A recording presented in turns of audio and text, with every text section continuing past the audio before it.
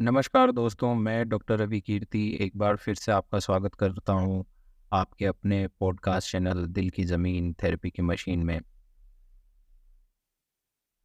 आज हम बात करने वाले हैं डायरेक्ट कम्युनिकेशन पे।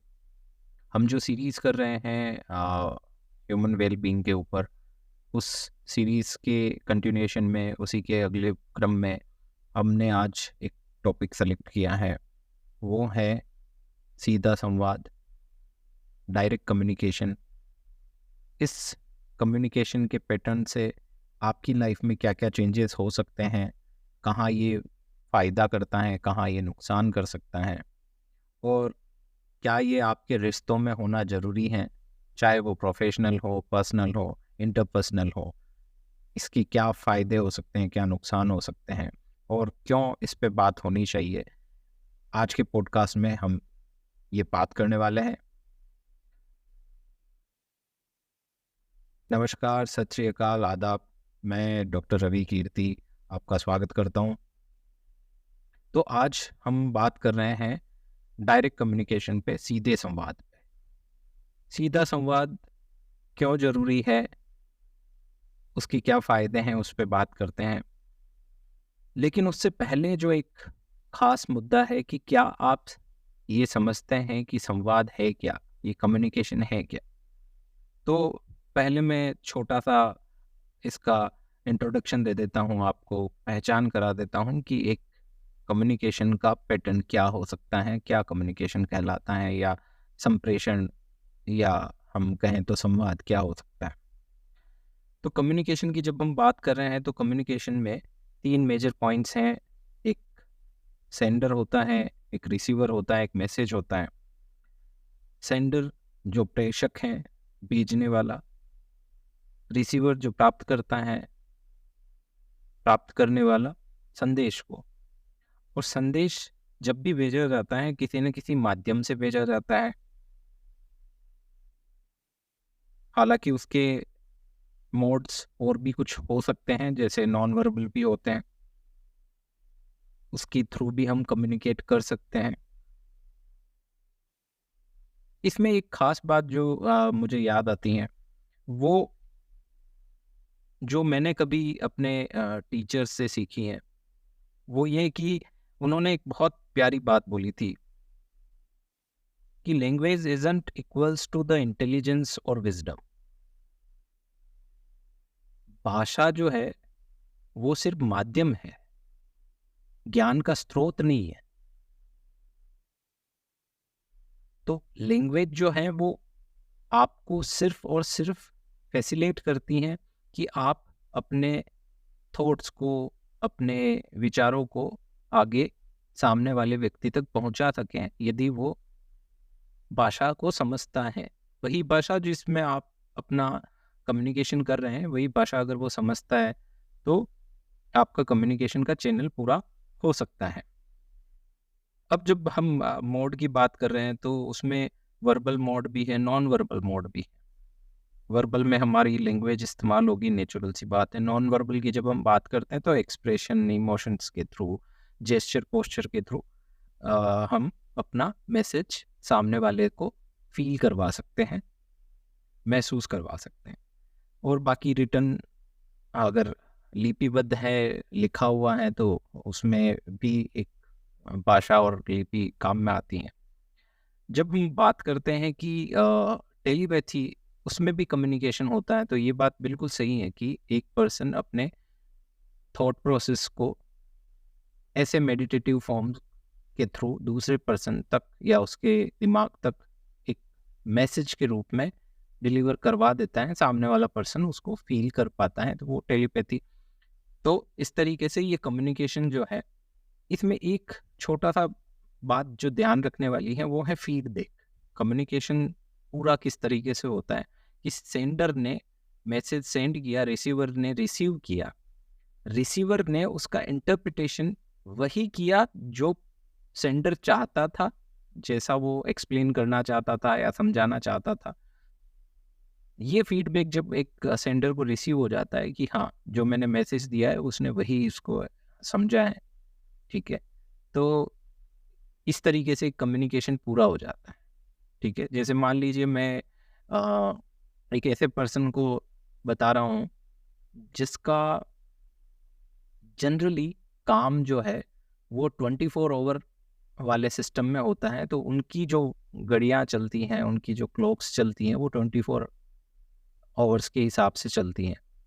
ठीक है, और मैं एक सामान्य आदमी हूँ, तो मेरे लिए जो टाइमिंग है वो 12 घंटे वाली जो क्लॉक मैं यूज़ करता हूँ वो है। अब मैं अगर किसी को कह रहा हूँ कि 9 बजे हमें ये काम करना है, ठीक है, तो सामने वाला व्यक्ति उसको 100% सुबह की 9 बजे ही लेगा।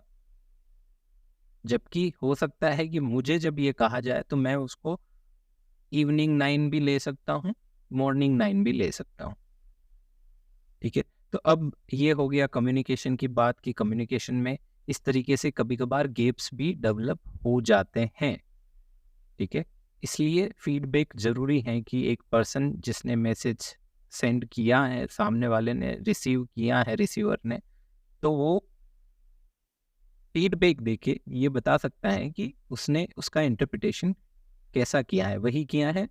लाइक सामने वाला मुझसे पूछ सकता है कि सुबह की 9 की बात हो रही है या रात की 9 की बात हो रही है। ठीक है, इस तरीके से ये एक सीधे सीधे तौर पर फीडबैक देकर कम्युनिकेशन को, उसके गैप्स को फुलफिल किया जा सकता है। अब ये गैप जो आइडेंटिफाई हुआ है, यहीं से बात शुरू होती है कि कम्युनिकेशन का पैटर्न अगर डायरेक्ट कम्युनिकेशन वाला हो, सीधे संवाद वाला हो, तो कितना बेहतर रहता है।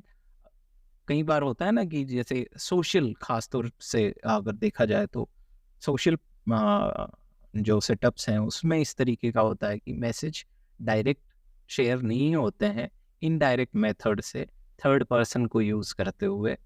ठीक है, अब वो चाहे पॉलिटिकली पर्पस की वजह से हो या और कोई सोशल पर्पस से हो या किसी तरीके का अ, षड्यंत्र करने के पर्पस से हो, वो कुछ भी हो सकता है, लेकिन कुल मिला के वहाँ डायरेक्ट कम्युनिकेशन ना यूज़ करके इनडायरेक्ट मेथड यूज़ किया जाता है, ताकि अपने आप को शायद सेफ जोन करने में ईज़ी हो जाता होगा। आई डोंट नो कि जो इस तरीके का इस्तेमाल करने वाले लोग हैं ज़्यादातर, उनसे इससे ज़्यादा जानकारी तो उन्हीं से लेनी चाहिए। चलिए, तो अब हम बात कर रहे हैं कि डायरेक्ट कम्युनिकेशन क्यों इम्पोर्टेंट है और डायरेक्ट कम्युनिकेशन होता क्या है। डायरेक्ट कम्युनिकेशन का मतलब है वन टू वन कम्युनिकेशन, कि मेरा पर्सनल नॉलेज डिपेंडेंट, मेरा जो विचार है और मेरी जो फीलिंग्स है, मैं सामने वाले पर्सन को शेयर कर रहा हूँ जो उसी से रेलेवेंट है, उसी के लिए है। ठीक है, तो ये कम्युनिकेशन हो गया डायरेक्ट कम्युनिकेशन। लाइक अगर हम बात करें कॉर्पोरेट्स में, अगर हायरार्की बनी हुई है और उस हायरार्की में अगर किसी लेवल के मैनेजर को बात करनी है अपने से लोअर लेवल के मैनेजर से, और वो उस मैनेजर से बात ना करके उसके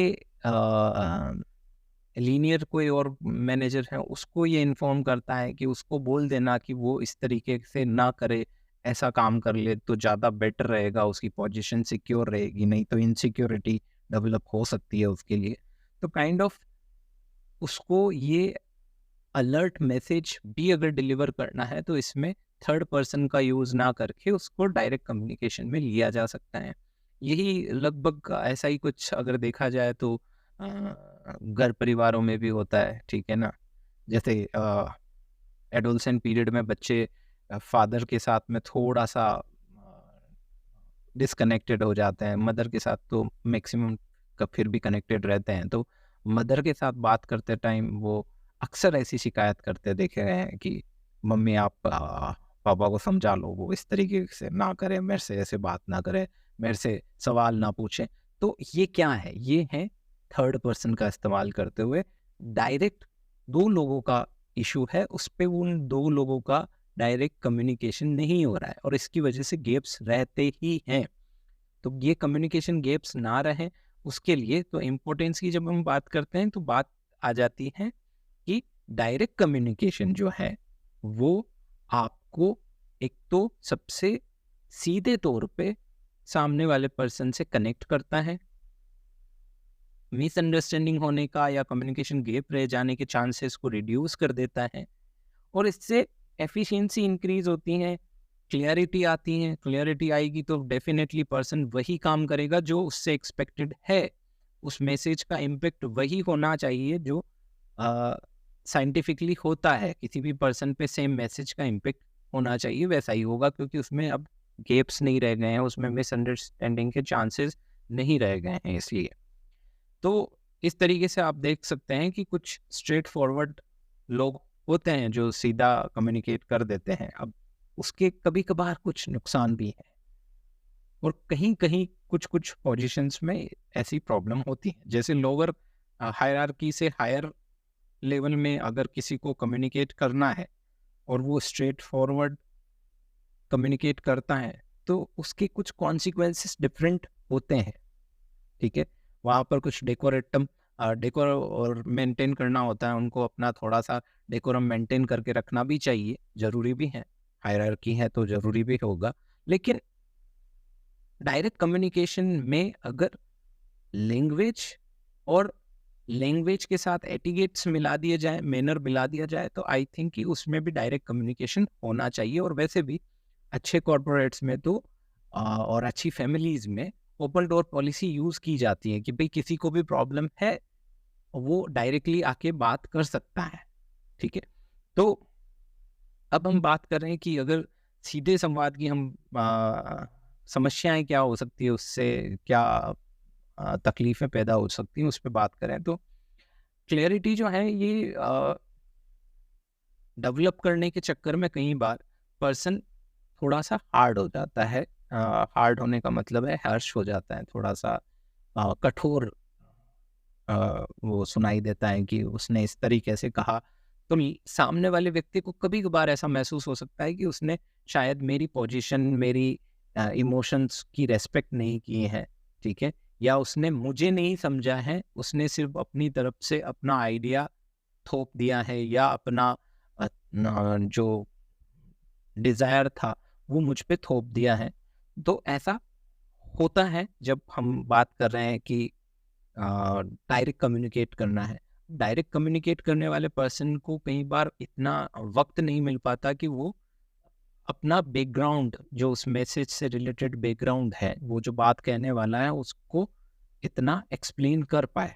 तो कभी कभार कुछ लोगों के बीच में उससे मिसअंडरस्टैंडिंग्स डिफरेंट वे में डेवलप हो जाती हैं, जिसको हम कहते हैं साइकोलॉजिकल गैप्स डेवलप होना इमोशनल बेस पे। ठीक है, कॉन्फ्लिक्ट्स कह सकते हैं, कोल्ड वॉर डेवलप होती है कई बार। ठीक है, अब हम बात करें कि डायरेक्ट कम्युनिकेशन में जो है इनसेंसिटिविटी महसूस होती है कि एक पर्सन ने कुछ कहा और सामने वाले ने स्ट्रेट फॉरवर्डली उसका आंसर उसको दे दिया, या स्ट्रेट फॉरवर्ड रेस्पॉन्ड कर दिया है, रिएक्ट कर दिया है। कुछ भी हो सकता है, रिएक्ट भी हो सकता है, अगर इम्प्रॉपर है तो रिएक्ट हो जाता है, प्रॉपर है तो रेस्पॉन्ड हो जाता है। तो वैसी कंडीशन भी हो सकती है। कल्चरल डिफरेंसेस भी होते हैं। ठीक है, कुछ जगहों पर कुछ तरीके की बात करना बहुत इजी माना जाता है। जैसे मैं एग्जांपल दूं तो प्रोग्रेसिव फैमिलीज में आजकल मैं देखता हूं कि पीरियड्स को लेकर लड़की आराम से घर में बात कर सकती हैं, लेकिन कुछ ऑर्थोडॉक्स फैमिलीज में आज भी उसको इस पे बात करना, इस रिगार्डिंग कुछ बोल पाना अलाउड नहीं होता है। उसको पता नहीं, उसको छुपा के रखना होता है या क्या करना होता है। लेकिन मोस्टली इस तरीके की समस्याएं आती हैं ऐसी फैमिलीज में। या कॉर्पोरेट्स में भी अगर हम बात करें, वहाँ का एग्जांपल दूँ तो वहाँ पर भी कल्चरल डिफरेंसेस होते हैं। कुछ का वर्किंग कल्चर डिफरेंट टाइप का होता है, कुछ का वर्किंग कल्चर बिल्कुल डिफरेंट टाइप का है। अब आईटीज का वर्किंग कल्चर अलग तरीके का है बिल्कुल। आईपीओज जो काम करते हैं उनका वर्किंग कल्चर बिल्कुल डिफरेंट टाइप का है। ठीक है, और कोई ऐसी यूनिट हैं जहाँ पर कह सकते हैं कि मैन्युफैक्चरिंग वर्क ज़्यादा होता है, वहाँ के कंपनी में ऐसे लोग ज़्यादा हैं जहाँ पर उनको पॉलिसीज़ के लिए रेगुलर बेसिस पे कुछ ना कुछ बात या डिस्कशन करना पड़ता है। हायर लेवल अथॉरिटीज़ हैं, अलग अलग डिपार्टमेंट्स हैं। ठीक है, अलग अलग एडमिनिस्ट्रेटिव डिपार्टमेंट है, एचआर डिपार्टमेंट है, और मैन्युफैक्चरिंग डिपार्टमेंट है, सेल्स है, मार्केटिंग है, तो खूब सारे डिपार्टमेंट्स जहाँ पर हैं, तो वहाँ पर अलग-अलग तरीके की लीडरशिप होती है और अलग-अलग लीडरशिप की वजह से वहाँ का वर्क का जो कल्चर है वो भी अलग-अलग तरीके का बन जाता है। तो वहाँ पर भी कई बार गैप्स डेवलप हो जाते हैं डायरेक्ट कम्युनिकेशन का। मान लीजिए एक लीडर ने कह रखा है कि मेरे से हाँ, कम्युनिकेट करना है तो प्रॉपर चैनल से करना है आपको। एक ने कह रखा है कि मेरे यहाँ ओपन ओपन डोर पॉलिसी है। बिल्कुल शॉप फ्लोर से भी कोई पर्सन अगर चाहता है तो वो मुझसे डायरेक्ट कांटेक्ट कर सकता है, ठीक है। और कुछ चैनल की बात करते हैं तो ये सारी स्ट्रेट फॉरवर्ड हो जाने में, डायरेक्ट कम्युनिकेट करने में कहीं ना कहीं बैरियर के रूप में देखे जा सकते हैं। कभी कभार कुछ लोग होते हैं जो कैपेबल नहीं होते, इनकेपेबल होते हैं। उनका नॉलेज लेवल, उनका sense sense of humour, each and everything, वो इतनी इंटेलिजेंसी और विजडम नहीं रखते कि सामने वाले के डायरेक्ट मैसेज को समझ पाए और उसका प्रॉपर इंटरप्रिटेशन कर पाए, उसका मिस इंटरप्रिट ना करें। तो ऐसी कंडीशन में भी थोड़ा सा ये एक लिमिटेशन है इसका। दूसरा एक डिपेंडेंसी जो है वो बहुत ज़्यादा होती है, ख़ास तौर से अगर डायरेक्ट कम्युनिकेशन में देखा जाए तो सेंडर के इमोशन, एक्सप्रेशन और कॉन्टेक्स्ट, किस कॉन्टेक्स्ट में वो बात कर रहा है, उसको रिसीवर ने अपने इमोशन, अपने एक्सप्रेशन के बेसिस पे और अपने कॉन्टेक्स्ट के बेसिस पे अगर अंडरस्टैंड करने की कोशिश की, अगर वो अलग-अलग प्लेटफ़ॉर्म पे है तो डेफ़िनेटली उनका कम्युनिकेशन डायरेक्ट होने के बावजूद भी डैमेज करने वाला हो सकता है। लेकिन फिर भी डायरेक्ट कम्युनिकेशन के फ़ायदे क्या-क्या हैं? जिसको अगर मैं सम अप कर दूँ तो इससे दोनों साइड एक तो क्लैरिटी डेवलप हो जाती है, और दोनों साइड मैं इसलिए बोल रहा हूँ क्योंकि डायरेक्ट कम्युनिकेशन में मैक्सिमम टाइम पे दोनों पार्टीज होती हैं। एक पार्टी जो मैसेज सेंड कर रही है, एक पार्टी जो मैसेज रिसीव कर रही है। फिर वो जो पार्टी जिसने मैसेज रिसीव किया है वो उसका इंटरप्रिटेशन करके फिर अपना कोई मैसेज बना के फर्स्ट पार्टी को, तो उनके बीच में डायरेक्ट कम्युनिकेट हो रहा है और इसमें गैप्स रहने के चांसेस कम हो जाते हैं, एफिशिएंसी बढ़ जाती है, टाइम बच जाता है, डिसीजन मेकिंग जो होती है, डिसीजन मेकिंग वो इंक्रीज होती है। मान लीजिए रिलेशनशिप की बात करें, दो लोग हैं जो आ, अपने बच्चे के फ्यूचर के लिए कुछ प्लान करना चाहते हैं। अगर उनका डायरेक्ट कम्युनिकेशन नहीं है, ठीक है, और एक दूसरे की वैसा साथ में बैठ के बात करने वाला उन्होंने सिस्टम डेवलप नहीं किया है, तो डेफिनेटली उनके बीच में गैप्स हमेशा रहेंगे और वो एक्सपेक्टेशन मोड्स पे चलते रहेंगे। दूसरा अजम्पशन मोड पे चलते रहेंगे, जिसकी हम बाद में बात करने वाले हैं, आगे बात करेंगे कि अजम्पशंस से क्या इश्यूज आते हैं। तो इस तरीके से वो प्रॉब्लम्स क्रिएट हो सकती हैं कि दो लोग जो आपस में कम्युनिकेट कर सकते हैं डायरेक्टली, जैसे मैं पेरेंट की बात कर रहा हूँ, हस्बैंड और वाइफ हैं और बच्चे के लिए वो फोकस कर सकते हैं, लेकिन वो फिर भी अगर डायरेक्ट कम्युनिकेट ना करके एक दूसरे से डिस्कशन नहीं कर रहे हैं कि it is my soul decision, और दूसरा सोच रहा है कि बस मेरे को तो ये करना है और मेरे को ये नहीं आता है, या मैं इसमें कोई कमेंट नहीं करूँ या नहीं कर सकती, ऐसी कई सारी चीज़ें हैं। तो ये देखने वाली बात है कि डायरेक्ट कम्युनिकेशन में डिसीजन मेकिंग पावर भी डेवलप होता है। जैसे मैं एग्जांपल दूं कि ऐसे कपल्स जहां जिनके बीच में कोई ट्रबल्स चल रही हैं, ठीक है, और एक पर्सन जो रूठना और मनाना की अगर मैं बात करूं तो एक पर्सन रूठा हुआ है, एक पर्सन मनाने की कोशिश कर रहा है।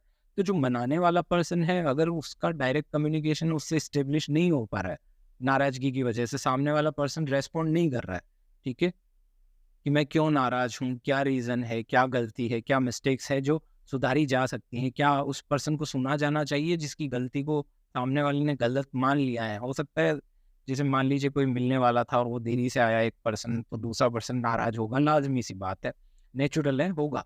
लेकिन क्या दूसरा पर्सन जानबूझ के लेट आया है, क्या उसके साथ कोई सरकमटेंस डेवलप हुआ, क्या उसके साथ कोई इमरजेंसी कोई डेवलप हुई, ये जान लेना जरूरी होता है। तो अगर वहाँ डायरेक्ट कम्युनिकेट हो जाता है, ठीक है, कि मेरे साथ कुछ इमरजेंसी थी, सामने वाले ने उसको एक्सेप्ट कर दिया, तो डिसीजन मेकिंग ईजी हो जाता है कि वो आगे अपना जो टाइम स्पेंड करने वाले वो कैसा उनको स्पेंड करना है, क्या उसमें आर्ग्यूमेंट्स लेके आने हैं या नहीं लेके आने हैं, क्योंकि क्लियर हो चुका है सब कुछ, ठीक है।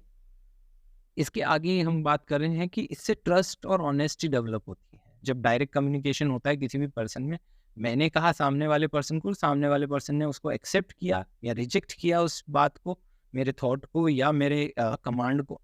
तो ये साफ आपके सामने क्लियर है, और उसकी क्लियरिटी ही आपको हेल्प करती है नेक्स्ट टाइम उस पर्सन के साथ इस्टेब्लिशमेंट करने में, किसी भी तरीके का, चाहे वो रिलेशनशिप हो, चाहे वो कोई कह सकते हैं हमारा व्यापार कर रहे हैं किसी पर्सन के साथ में, कोई वैसे बिजनेस इश्यूज हैं जो हमें आगे उस पर डिस्कशन करना है या नहीं करना है, वो आपको क्लियरिटी आ जाती है।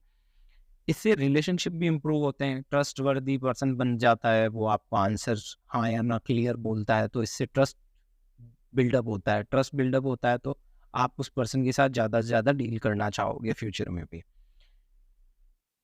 इससे एक चीज़ और भी होती है, पोटेंशियल कॉन्फ्लिक्ट डेवलप करने वाले जब ट्रिगर पॉइंट्स डेवलप हो रहे होते हैं ना, उस टाइम पे अगर डायरेक्ट कम्युनिकेशन हो जाता है तो मिसकम्युनिकेशन होना, कम्युनिकेशन गैप डेवलप होना, और इनके आधार पे जो प्रॉब्लम्स क्रिएट हो सकती हैं फ्यूचर में, वो नहीं होती।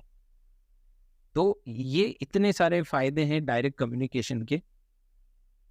अब हम स्पेसिफिकली अगर डायरेक्ट कम्युनिकेशन की बात करें रिलेशनशिप को लेके, इंटरपर्सनल रिलेशनशिप को लेके, तो वहाँ पर कुछ पॉइंट्स हैं, कुछ एजेंडाज हैं जिन पे बात कर लेना बहुत ज़रूरी है, और बहुत इम्पोर्टेंट इसलिए है क्योंकि ये ज़्यादातर काम दो लोगों के बीच में आएगा, और वो दो लोगों ऐसे होने चाहिए जिनके अंदर रिलेशनशिप को आगे गो थ्रू करने का जज्बा है। अगर नहीं करना है तो उसका भी कम्युनिकेशन उनको डायरेक्ट करना चाहिए। जैसे कि मैं एक एग्जांपल देता हूँ, हम हमारे थॉट्स, हमारे इमोशंस, ठीक है, और उनको शेयर करने के लिए कितने रेस्पॉन्सिबल फील करते हैं। और मैं सिर्फ रेस्पॉन्सिबिलिटी की बात नहीं करूँगा कि एक कपल है जिसमें एक पर्सन रेस्पॉन्सिबली शेयर कर रहा है सारी चीज़ें, ये ड्यूटी भी है कि आप उसको सुन रहे हैं, और अगर एक पर्सन कह रहा है आप उसको सुन रहे हैं, तो आपकी भी ये ड्यूटी है कि आप भी कल उससे शेयर करोगे, आपको भी मौका मिलना चाहिए। तो ये इक्वालिटी पे चलने वाला कॉन्सेप्ट है कि आप अपने थॉट्स, इमोशन, एक्सपेक्टेशंस को शेयर कर दो। अगर शेयर करने का टाइम नहीं मिल रहा है तो एटलीस्ट एक दूसरे को देखो, पहचानो, पूछो उनसे कि उनको क्या अच्छा लगता है, क्या बुरा लगता है, ठीक है, ताकि आप उस पर्सन के लिए फ्यूचर प्लान कर सकते हो। ठीक है, मुझे पता है कि किसी पर्सन को गोल्ड कलर पसंद ही नहीं है, तो मैं फ्यूचर में उस पर्सन के लिए गोल्ड कलर की कोई भी आर्टिकल नहीं परचेज करने वाला हूँ। That's a simple mechanism. तो ये मुझे कब पता चलेगा? जब मुझे उसकी लाइकिंग्स, डिसलाइकिंग्स पता होगी। आखिरी और सबसे इम्पोर्टेंट जो मैसेज है इस पूरे डायरेक्ट कम्युनिकेशन टॉपिक पे जब हम बात कर रहे हैं, तो उसका सबसे इम्पोर्टेंट पार्ट आ गया है अजम्पशंस। अजम्पशंस मतलब धारणा बना लेना। ठीक है, एक पर्सन का ये सोच लेना कि उसने ऐसा सोचा होगा, उसने ऐसा किया, इसका मतलब ये होगा। तो ये जो अजम्पशंस हैं, ये जो धारणाएं हैं, ये धारणाएं खास तौर से रिश्तों के अंदर कम्युनिकेशन गैप डेवलप करती हैं, और इससे मिस इंटरप्रिटेशन बनते हैं, कम्युनिकेशन मिस हो जाता है, और वहाँ पर कुछ ना कुछ कायोस डेवलप हो जाता है, किसी न किसी तरीके के झगड़े, किसी न किसी तरीके की राइवलरी, किसी न किसी तरीके की ईगो का जो हर्ट होना है, ये इस तरीके की चीज़ें जरूर डेवलप हो जाती हैं। ठीक है, तो अजम्पशन से हमें बचना है। अगर आपको ऐसा लगता है कि सामने वाला पर्सन मुझसे कम्युनिकेट नहीं करता है, तो उससे पूछना चाहिए। ये एक रेस्पॉन्सिबिलिटी है कि आप पूछें कि भाई आप कम्युनिकेशन में कहीं अपने आप को बहुत पुअर फील करते हैं, या क्या मैंने ऐसा कुछ किया है जिसकी वजह से आप मुझसे कम्युनिकेट करना नहीं पसंद कर रहे हैं। तो दोनों तरफ है। देखो, मैं मानता हूँ कि लाइफ में ना गलती किसी से भी हो सकती है, तो हमें हमेशा प्रोग्रेसिव थॉट के साथ रहना चाहिए कि हाँ, अगर मुझसे गलती हुई है तो मैं डेफिनेटली अपने अंदर चेंजेस लेकर आऊंगा। लेकिन कुछ लोग ऐसे भी होते हैं जो अजम्पशंस डेवलप किए बगैर नहीं रह सकते। एस्ट्रोलॉजर से और जिनसे मेरी बात होती है, वो तो अक्सर कुछ पर्टिकुलर जो रूल होते हैं कुछ पर्टिकुलर प्लैनेट्स हैं उनकी बात करते हैं कि वो लोग होते ही इस तरीके की, वो मानते हैं कि भाई मैं जो बोल रहा हूँ वो वही सत्य है, परम सत्य है, ठीक है ना। तो उनके साथ कुछ ट्रबल रहती हैं कि जब हम एस्ट्रोलॉजी के परे हम जाके बात करने की कोशिश करते हैं तो हम देखते हैं कि कुछ पर्टिकुलर नार्सिसिज्म वाले जो लोग हैं, नार्सिसिस्ट पर्सनालिटी वाले जो लोग हैं, उनमें इस तरीके का देखा गया है कि उनको अपने इमोशन से मतलब होता है। उनको लगता है कि मैं सही हूँ और मैं ही सही हूँ। मैं सही हूँ तो किसी भी व्यक्ति को लग सकता है, लेकिन मैं ही सही हूँ, ये जो थॉट डेवलप हो जाती है ये नार्सिसिज्म में डेवलप होता है जनरली। और उनको लगता है कि उन्होंने जो सोच लिया है वही फाइनल ट्रूथ है। वो कई बार इस अजम्पशन पे ही लाइफ को गो थ्रू कर लेते हैं, जो मैंने सोचा वही हुआ होगा। वो ये भी नहीं कष्ट उठाते हैं कि सामने वाले से पूछ लें कि अच्छा उस दिन जो बात हुई थी उसमें क्या आपका रोल था, क्या उनका रोल था, क्या किसी पर्सन का रोल, नथिंग। बस उनको लगता है कि उन्होंने सोच लिया, that's the only truth and that could be the only truth. उसके अलावा तो कुछ सच हो ही नहीं सकता। तो फिर ये प्रॉब्लम डेफिनेटली अजम्पशन आपके कम्युनिकेशन को ब्रेक डाउन करता है और आपका कम्युनिकेशन हुआ ही नहीं है। और अजम्पशन ही एक ऐसा टूल है जो कम्युनिकेशन ना करने में आपको पुश करता है, मोटिवेट करता है कि आप कम्युनिकेट मत करो, आप सोच लो कि ऐसा हुआ होगा। जैसे मैथ्स में होता था ना कि माना कि, ठीक है ना, अज्यूम कर लो। तो वो अज्यूम करने का प्रॉब्लम ये है कि आपको अज्यूम करके किसी प्रॉब्लम के सॉल्यूशन तक पहुंचना है, ना कि किसी इंसिडेंट को प्रॉब्लम बना लेना है। ठीक है, इस आखिरी लाइन पे फोकस कीजिएगा कि जब आप छोटे थे आपको साइंस में, मैथ्स में अज्यूम करने के लिए बोला जाता था कि माना कि ऐसा, मान लीजिए ऐसा है, तो वो सवाल दिए जाते थे ताकि आप सॉल्यूशन की तरफ जाएं। एक कंडीशन दी जाती थी ताकि आप सॉल्यूशंस की तरफ जाएं, है ना। लेकिन हम बड़े होके क्या कर लेते हैं कि हम अजम्पशन के बेसिस पे सॉल्यूशन नहीं निकालते, अजम्पशन के बेसिस पे हम प्रॉब्लम्स क्रिएट करते हैं। ठीक है, तो वो प्रॉब्लम्स ना क्रिएट हो इसके लिए एक सीधा टूल है डायरेक्ट कम्युनिकेशन। सीधा सीधा संवाद कीजिए, जिससे भी आपको बात करनी है सीधी बात कीजिए। अपने ख्याल रखिए, सामने वाले के ख्याल उसके दिलो जहन से निकालिए, उससे पूछिए। जो आपका कन्फ्यूजन है क्लियरली पूछना सीखें, क्लियर बात करें कि क्या आप मुझसे ये एक्सपेक्ट कर रहे हैं, क्या मैं आपसे ये एक्सपेक्ट कर सकता हूँ, कर सकती हूँ। इस तरीके से आप क्लियर कम्युनिकेट करें, सामने वाले को मौका दें, खुद अपने आप को मौका दें कि आप सीधे सीधे तौर पर कम्युनिकेट कर पाएँ। और इसी कम्युनिकेशन के दम पे कोई भी रिलेशनशिप आगे अच्छा बन सकता है। क्यों? क्योंकि सीधे कम्युनिकेशन की वजह से ट्रस्ट डेवलप होता है। ट्रस्ट सिर्फ ऑनेस्ट लोगों पे किया जा सकता है, और जो डायरेक्ट कम्युनिकेट करता है जनरली वो अपनी ऑनेस्टी को प्रायोरिटी में रखते हैं। तो धन्यवाद, आप लोगों ने ये पूरा पॉडकास्ट सुना। इस पॉडकास्ट में आपके लिए सबसे इम्पोर्टेंट बात थी डायरेक्ट कम्युनिकेशन, डायरेक्ट कम्युनिकेशन से होने वाले फ़ायदे, कहाँ डायरेक्ट कम्युनिकेशन नहीं ठीक काम करता है, और रिश्तों में ख़ास तौर से पर्सनल रिलेशनशिप्स में डायरेक्ट कम्युनिकेशन का कितना बड़ा अहम रोल है। वो एक रेस्पॉन्सिबिलिटी भी है और एक ड्यूटी भी है, और अजम्पशन से आपको बचना चाहिए। इसी मैसेज के शब्दों के साथ में आपसे विदा लेते हैं।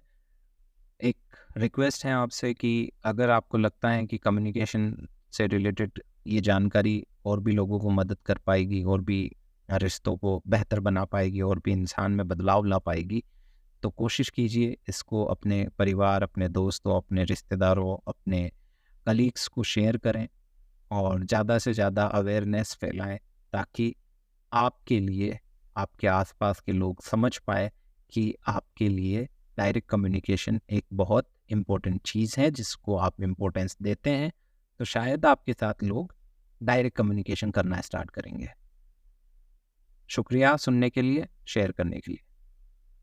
इंस्टाग्राम पर दिल की ज़मीन थेरेपी की मशीन पेज पे आप जाके कमेंट्स कर सकते हैं। कोई मैसेज है आपका वो डाल सकते हैं, उस मैसेज का हम रेस्पॉन्ड भी करते हैं, और जनरली कोशिश भी करेंगे कि उनको अगले किसी पॉडकास्ट में हम शामिल भी करें। धन्यवाद।